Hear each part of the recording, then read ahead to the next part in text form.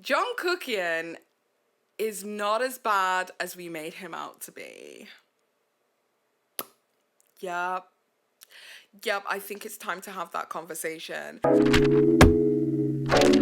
yeah. Oh. Hi guys, hello, how are you and what is up? Okay, so I decided that I would do something a little bit different today. I decided that I would go with like the new YouTube trend of doing unpopular opinions. So I'm going to title this video something along the lines of unpopular opinions that will most likely get me cancelled. But I've kind of been cancelled already. If you don't know, I've been cancelled at least once on social media. I think that when you hit 30, something happens, something awakens in you, and you just start giving a and I'm at that point now and it feels good to be there. But also, cancellation just doesn't even exist anymore. For instance, somebody like Shane Dawson can do all of the shenanigans it is that he did, still remain on the platform, still create content, still do a brand new ad for some makeup, as well as quote unquote employing a alleged predator. Content creators such as Keemstar have just decided to leave the platform altogether because YouTube is going. Ethan Klein is suddenly coming into his new era of becoming more and more unhinged with some of the stuff it is that he's saying, to the point that his staff have to cut him off. And Trisha Paytas has essentially ignored the people trying to cancel them, so much so that they got cancelled. And I think that we're at this point on social media where people are so tired of hearing the same opinions over and over again. Like, the drama channel era is almost entirely dead. And outrage culture, as fun as it was in the mid-2010s, is exhausting and people are tired of it. So to mark this new chapter on social media, I thought that I would talk about all of my unpopular opinions it is that I've had or I've developed that I've been quote unquote too scared to share in fear of cancellation, because cancellation doesn't exist, it's all in the mind. I rebuke it, I refuse to be cancelled. I no longer fear public scrutiny and I am liberated. So, I can say what I want. Today's video is proudly sponsored by me bitch, me, and Tribe Beauty Box. Please watch this because it's really, really important to me. Okay, so I am super duper excited to announce to you guys that I have collaborated with Tribe Beauty Box on one of the most awesome little boxes it is that you can get this month. Now, if you don't know anything about Tribe Beauty Box is a Black-owned brand who champions indie female-owned brands over massive, large corporation brands. Each one of Tribe Beauty Box's boxes costs $39.98 each, and inside these boxes customers receive usually over $125 worth of goodies and items. So you can rest assured that if you purchase this box, you are definitely going to get your money's worth, as well as supporting some amazing women like me. Whilst this is a subscription box, customers can cancel at any time before the next scheduled billing date. They bill customers automatically unless they have cancelled their subscription. They ship worldwide and they do not store or sell any customer information. Okay, so what's inside the box? So inside my box, I've worked alongside a bunch of different brands it is that I F with the most. Let's take a look inside, shall we? Okay, so first of all, you can get one of two palettes from Sourcebox Cosmetics. Now, these palettes are based on tarot cards, and a magician palette is one of my faves because, girl, look at these tones. When I'm looking for neutral palettes, I definitely look for more deeper tones due to my complexion. However, this could work as a brown smoky eye for if you are just that girl. We got a top row of absolutely beautiful shimmers as well as some gorgeous matte colors at the bottom. And honestly, I F with this the long way. It is a gorgeous, gorgeous palette. Now, next up, we have the Lovers palette by Sourcebox Cosmetics. Now, these I would say were like the more super pigmented pastel shades. And honestly, I always find it very difficult to make pastel shades blend on my skin tone, but these ones are so cute and definitely 100% not ashy. Black girl approved. In fact, dark-skinned black girl approved. Now, next up, we have the Avant Skincare Velvet Perfecting Rose Sugar Lip Scrub. This is an absolutely gorgeous, amazing rose lip scrub that essentially like gently exfoliates your your lips so that, you know, you can avoid all of that crust before you apply a smooth application of beautiful lipstick. Now, speaking of liquid lipstick, we have the Beauty Crop Girl Power Metallic Lipstick, which is the shade of lipstick that I have on my lips today. And when I tell you, the application of this metallic lipstick is so incredibly smooth, so incredibly gorgeous, and a brand that I 100% endorse. And next up, adore this setting spray. It's a mini setting spray from Gerard Cosmetics in mint chocolate chip scent. I was gonna say flavor, scent, and it is the Slay All Day. Now, there are very few setting sprays that I F with the long way. This one smells absolutely beautiful. Definitely a fave and will definitely have your makeup staying all day. And last but not least, in this absolutely beautiful box, in collaboration with Tribe Beauty Box, is my very own brand, Dramatic Boutique, baby! Yes, okay, so you will get one of my eyelashes in there to show you guys what my eyelashes look like. You guys have seen it. I've promoted my company a billion times before. This one is Paige. She is absolutely gorgeous. We are talking thin bands, but thick lashes, honey. Right now, I've got Fionn on my eyes. This is what she looks like. She's beautiful, she's thick, she's lustrous. All of these lashes are named after amazing women in my life. So definitely check this out because you can also get your hands on something that was made by me. Obviously, as you can tell, everything inside this box has been handpicked with love and has a retail value of approximately 126 USD. So if you would like to purchase this month's Tribe Beauty Box in collaboration with yours truly, definitely check out my link in the description box down below. It is a referral link, just so you guys are aware. And I just want to say a massive thank you to Tribe Beauty Box for entrusting me to do this amazing thing. And also, you know, for you guys to possibly get your hands on some awesome products that I support. And it's a fantastic option if you would like to buy numerous different people Christmas gifts and, you know, give them out one by one, okay? You don't have to keep everything yourself, girl. Think about other people. Think about other people besides yourself. With that being said, thank you guys so much for listening to today's sponsor. And without further ado, let's get straight into the video. But you know, I had to do a little soft plug. I've got 16 points here and I'm just gonna go through them all. So number one for me is you can enjoy commentators that you don't agree with. For instance, people such as Candace Owens and Keemstar. These individuals to me are content creators who I don't always agree with. In fact, I would go as far as to say 99.9% of the time, I do not agree with those content creators. However, I do believe it's important to look at adverse opinions to our own because it is thought-provoking, right? It's confrontational and it serves as a medium for us to self-reflect. I feel like on social media, when we watch the same stuff over and over again, it becomes somewhat of an echo chamber of the same opinions. Sometimes ignorant, bad, bigoted, horrible comments and horrible commentary need to be heard so that they can be discussed, so they can be critiqued and all of that shenanigans. And I say this because there seems to be like this thing on social media where people are like, don't give that person a platform. Oh my god, they're such a terrible person. Why would you give them a platform? Almost as if sharing the space as a content creator who has an adverse opinion to you is kind of like a currency exchange of followers. When the reality is that 9 times out of 10, if your audience, the audience it is that you've cultivated, who have been effing with you for the longest time, they're not going to share that person's opinion. And 9 times out of 10, they're not going to follow or subscribe. But I think the conversation surrounding that needs to happen. I remember there was a time on social media, especially around 2020, 2021 approximately, I had like a huge falling out with another content creator called Augie.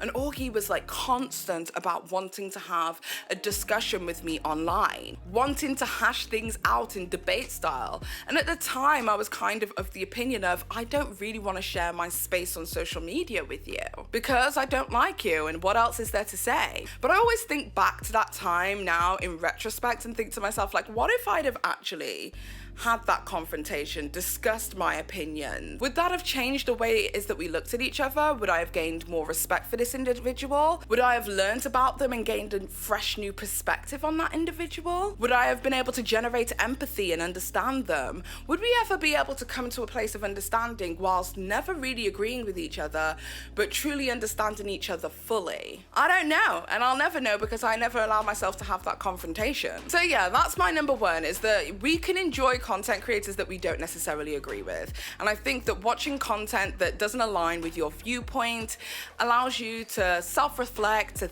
think, and is confrontational in a way that makes you have to really realize your own feelings and thoughts towards a particular situation or a particular individual. So yeah, if I sit down and watch a content creator like Candace Owens and go, oh my god, this girl is crazy, and their content is so confrontational to a point that it causes me to make a video, or it causes me to say something online that I think will align with a lot more people's viewpoints. The point is whether I like that person or I didn't like that person, they cause me to think. And thinking is good. Okay, the next one is gentle parenting is good in theory, but I think as parents there are times where we need to remain firm. There's been an uprising, especially on places such as TikTok, of gentle parenting. Now, as a parent myself, I think that gentle parenting is brilliant, and there are definitely some techniques that we can introduce into our parenting, and we should try to introduce into our parenting. However, there are gentle parents that take it to a whole new place, causing the gentle parenting community to kind of split off. There is now conscious parenting and gentle parenting. So there is now a gentle parenting community and a conscious parenting community. I would say that I'm more so aligned with conscious parenting, thinking about what it is that I do and say that and how it will impact my child, versus gentle parenting. Because there's now like this space where I guess for me personally, from an outsider's perspective looking in, where these kids are out here running amok and making you look stupid out here in these streets. Now I understand talking through a young person or a toddler's feelings, but I'm not about to sit here and talk through your feelings in the middle of getting hit by you. I think that some of these gentle parents on social media have taken gentle parenting to a point that I question if it's even parenting at all. And the fact of the matter is that gentle parenting will only work to a certain degree because the world isn't gentle. In the real world, there are always going to be consequences for your actions. If you do something bad and the police pull up, they're not going to sit you by the side of the road and have a long ass conversation with you, talking through your feelings before they allow you to go forth and carry on. There will be repercussions for these things. So certain things need to be nipped in the bud. For instance, things such as violence towards parents. For me personally, these are kind of like non-negotiable things. Now, whilst I'm not saying you commence the beat down on your kid, that also is not acceptable. I think we also need to have the conversation about being firm with our child and saying no means no, and also to respect my boundaries as a parent, as well as your boundaries as children. Listen before you type your argument in my comment section, but one of the things I've noticed about the gentle parenting community is they've turned a lot of words into icky words, specifically the word authority. And maybe that's why I don't consider myself a gentle parent, but more so a conscious parent, because I'm aware of when I need to be gentle and when I need to be firm. But I teach adults for a living how to redefine words, to move blockages, and to take back power.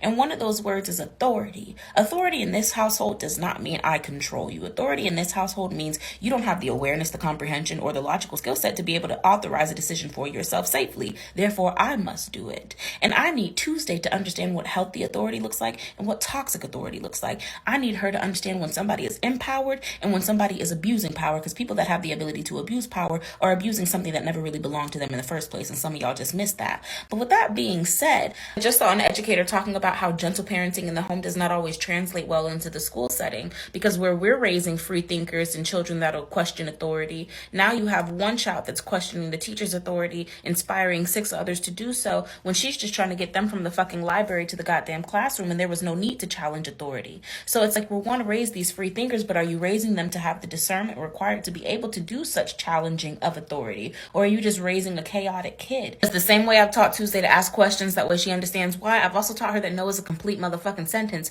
which means you can ask me a question, but my answer will not always warrant an explanation. So the other day I needed to do some shopping, and I normally take her with me, but because this store was just for grown-ups, I gave her a why when I gave her a no.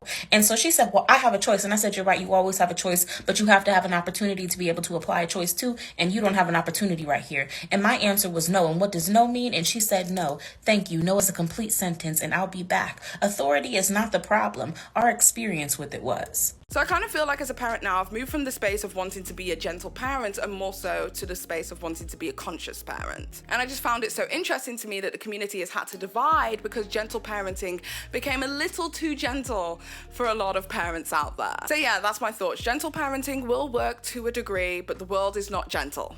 The end. Okay, so the next point it is that I want to bring up is that young people need to start being a little bit more emotionally responsible.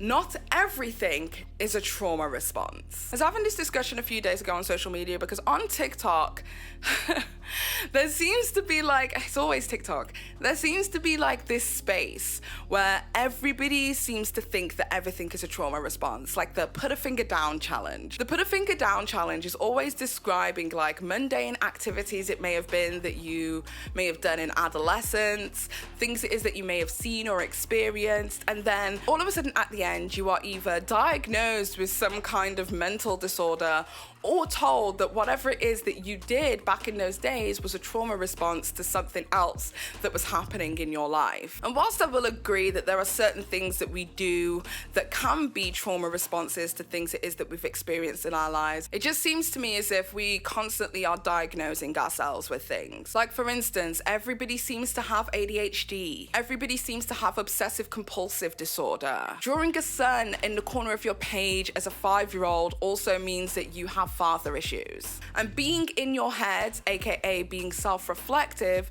is also a trauma response of never being able to speak your own opinions or feelings freely. And a part of me feels like some of these diagnoses that we give each other is to kind of make ourselves feel better about the fact that we probably aren't functioning to our best capacity. And whilst there can be a little bit of truth in them, I feel like a lot of people are taking these on face value extremely seriously and then diagnosing themselves to themselves and others around them. So sometimes I feel like we need to tell ourselves things such as, you are acting this way because this is a personality trait that you have developed due to you not being able to cope with a certain situation, rather than things being done to you that has caused this reaction. Again, it's about being emotionally responsible. For instance, I saw a video on Twitter that was shared from TikTok again, where somebody was talking about emotionally unavailable parents. Basically, the parents who clothe you, who do all of the fundamental basics of being a parent,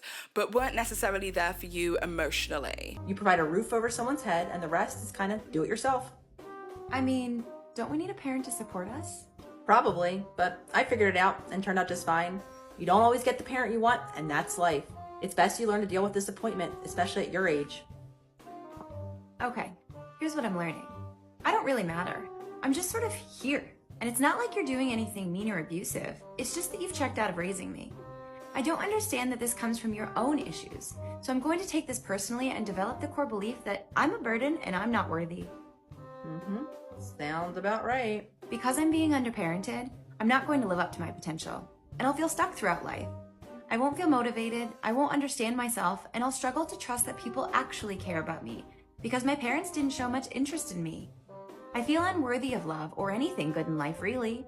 So I'll have a pattern of self-sabotage because it brings me the same emotions as in my childhood.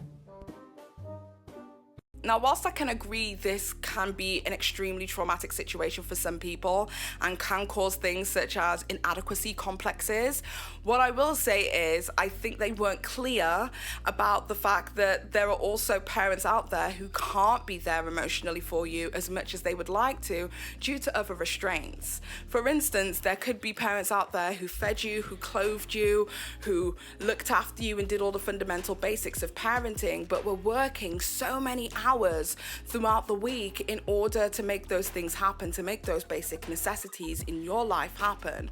So yeah, they may have missed out on your, piano recital, or may not have been able to go to any of the activities it is that interested you, but they were there for you in a way that, a lot of people are struggling to be there for their kids. A lot of parents out there simply don't have the choice to be able to choose between their job and their children. And there are some people online who are a little bit upset with my opinion on that, but it is what it is. I feel like we need to start being a little bit more emotionally responsible, and not everything is a trauma response to something else. Okay, so my next unpopular opinion is one that I think is possibly one of the most unpopular opinions out there, but I'm just gonna say it. The whole Ned Fulmer situation that happened between himself, the Try Guys, his wife, and the person it was that he cheated on her with was completely and entirely blown out of proportion.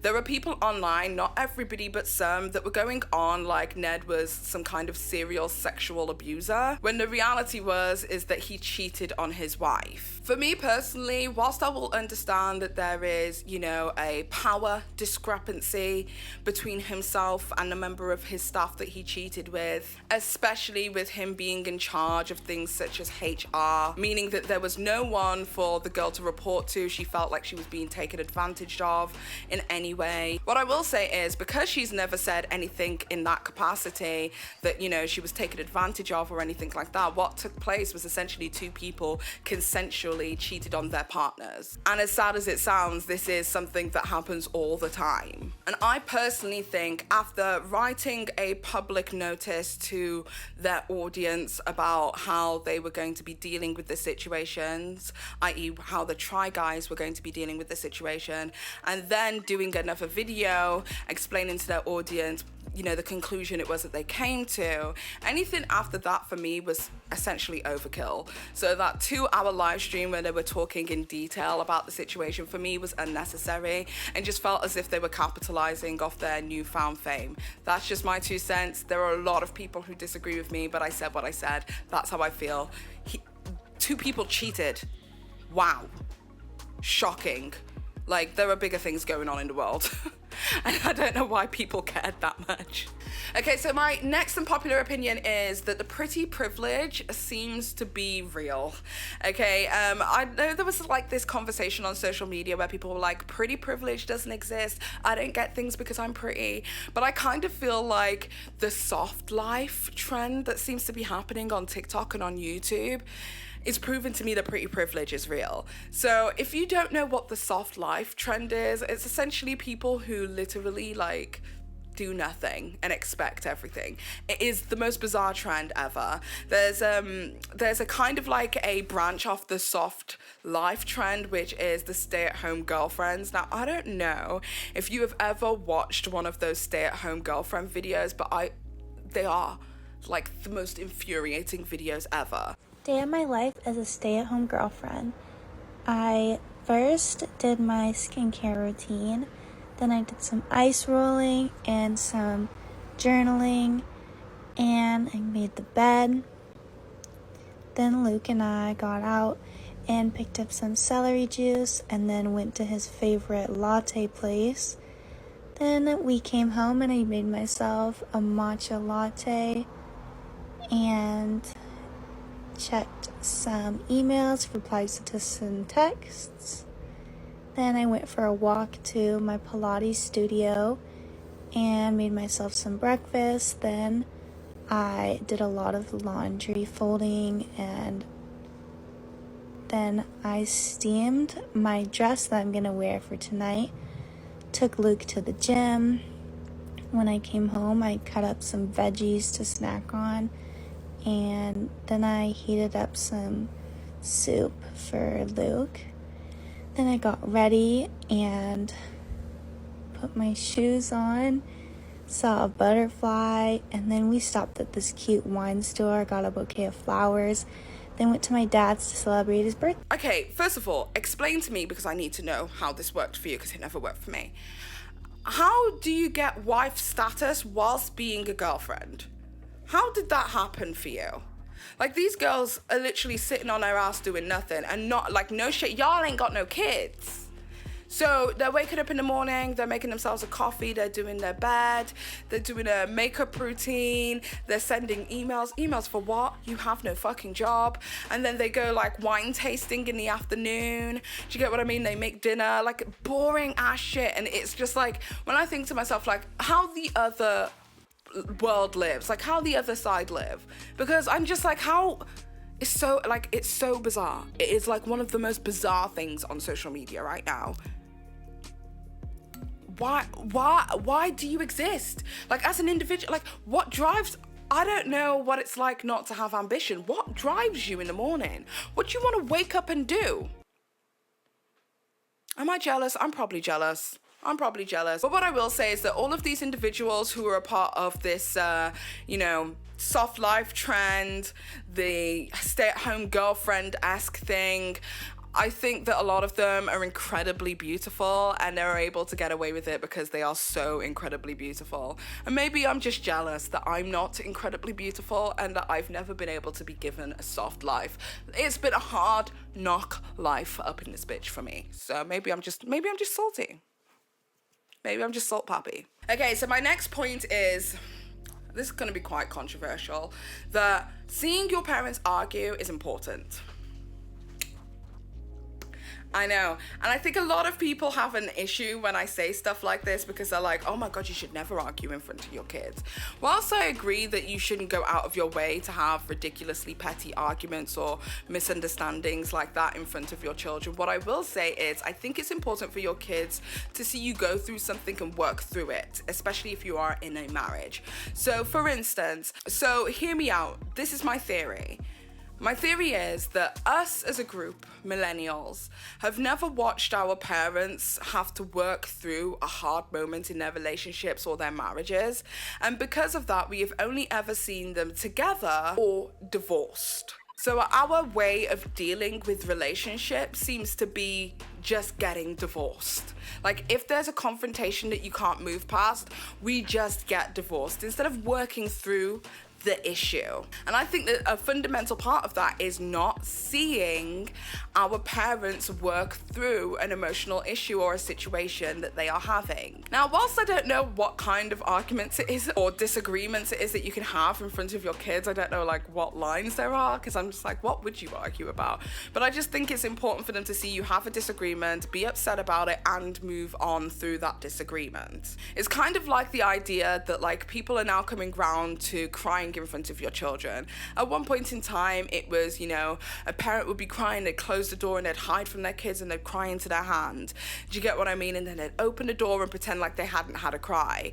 And I think it's because people were scared that if their kids saw them crying, that, you know, they would know that things were getting on top of them. When in reality, the point is that we are human, right? So now there seems to be more of a trend of parents crying in front of their kids and explaining why it is that they are upset. It allows the child to understand that actions have consequences. The way it is that you treat others can affect them in a big way. It allows the kid to think to themselves that having emotions isn't bad. You're allowed to cry, you're allowed to get upset, and actually crying and releasing those emotions is possibly more emotionally healthy than holding on to them and not dealing with them effectively. So in that same way that we are now coming around to the idea that crying in front of your kids is not necessarily the worst thing in the whole entire world, I think that possibly having a disagreement of some kind, what kind of disagreement, I don't know, in front of your kids should also be normalized. Because I think as a generation, we never really saw our parents work through anything. We saw them together or not together,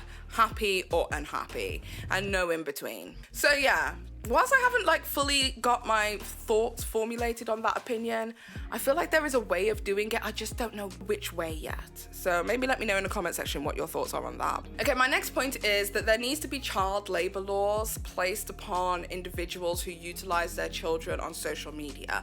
For instance, I don't know whether you guys know this, and I only know this because I've got a kid myself, but there are these kids channels, right?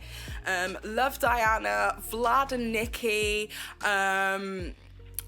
Diana and Roma, what else is there? Just loads of these kids channels, and these kids channels have millions upon millions and millions of views. They are selling merchandise, their toys are in toy stores, and my kid is like literally obsessed with these children, and they create content almost every day, if not like bi-weekly, and it seems as if these kids are being exploited to the umpteenth degree. For instance, not only are they making content for YouTube, but every single holiday or vacation it is that they go on is sponsored by some particular company or brand and is filmed their entire experience, and it feels like these kids have to be on and performing all the time. Like these little kids are performing monkeys, and I worry about the fact that their job is now providing for their families to such a capacity that their parents are making them go to work every day. Because within the entertainment industry, there are child labor laws. For instance, a lot of people know that, like, you know, Zach and Cody from The Sweet Life, as well as you know, Mary-Kate and Ashley Olsen from Full House were employed because they were twins, and twins basically meant that it was twice the labor for less of the child, if that makes sense. Because in the entertainment industry, you're only allowed to set your child to work for a certain amount of hours. So because of that, particularly with the Olsen twins on Full House, when one twin came to the end of how long it was that they could work throughout a designated period, the other twin would take over and take that role. And that tends to be the way that a lot of these companies get around child labor laws. My question is that are these laws being implemented on YouTube? And I think the answer to that question is no. And a lot of these kids are being put to work in an extreme way that I just don't think is good for them personally. And a lot of these kid channels that have their children working constantly, like Diana and Roma and Vlad and Nikki, they seem to be like creating new children in order to fill the space of the older child that then eventually leaves. Like for Vlad and Nikki, it seems as if Vlad no longer really wants to be involved in the videos anymore, so now it seems to be Nikki and the younger sibling, which I think is called Oliver. Are these kids being looked after properly? Do they want to do this? I have so many questions, and I think that, you know, we should treasure childhood and allow kids to be kids. And I just feel like these kids possibly are being exploited. Just my 2 cents. Okay, so this one I think is gonna really, really piss people off. John Cookian is not as bad as we made him out to be. Yep, I think it's time to have that conversation. I look back at the John Cookian times of social media, and if you've been around the drama community as long as I have, you guys will remember there was a content creator called John Cookian, and he was absolutely dragged from one side of the internet to the other. Now, whilst I don't think he's like the perfect human being, I don't think that he hasn't done any wrong. There was a specific time, I would say within 2017 to 2018, where people were going out of their way to dox this guy, to contact family members, to contact businesses, and just took things crazy. And in the reflective moment of everything that took place with Trishy Land, and how I feel like, you know, everybody can redeem themselves at one point and everybody has the chance to grow, I personally believe that the vicious attack it was that John Cookian was inundated with was not necessary. But that doesn't mean that what he did after that point in 2018 onwards subsequently does not need to be condemned. Like, for instance, he sat down and called Peter Mon a predator. Totally not on, definitely condemnable, definitely something that you can't just say without any proof. I really cannot believe this is my reality right now. I cannot believe this is my reality. I cannot even say the word that is associated with my name right now. But my thought process is honestly only speaking about the time prior.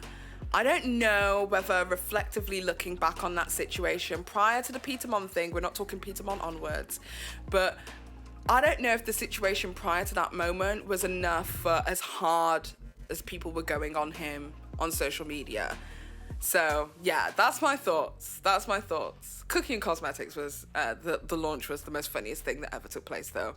And I will give him that. That was my funniest moment. I so enjoyed that, thoroughly enjoyed that moment. And what if a collection could change your life forever? Cookian.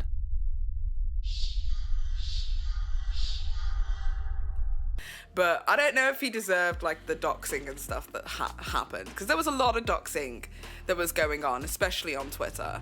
I don't know if that was necessary, but it did take place. And I think back retrospectively and I think, did he deserve that? I don't think he did. So yeah, being a terrible person doesn't mean that you deserve to be doxed.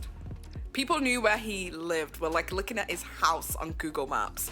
Do you get what I mean? We're like contacting his brother's workplace. Just crazy stuff. And I feel like that may have been a step too far by everyone on social media. Just saying. Anyway, that is about it for today's video. My unpopular opinions. I know, I just wanted to try something a little bit different and just talking about all the things that I think, I don't know, might get me cancelled, might have people think differently of me, but I like the fact that I have the freedom here on social media just to say whatever it is that I want. I think that that's like the fun part of social media for me now, is that I don't care as much as I used to. With that being said, I just want to say a massive thank you to my Patreons, as well as my members, and as well as my Twitch family. Thank you guys for giving me some awesome unpopular opinions that it is that I've put into today's video. And with that being said, I hope you guys have an amazing day or evening, whatever the hell it is that you're doing. And until next time, you beautiful, amazing, badass bitches, it's been Paige. Bye!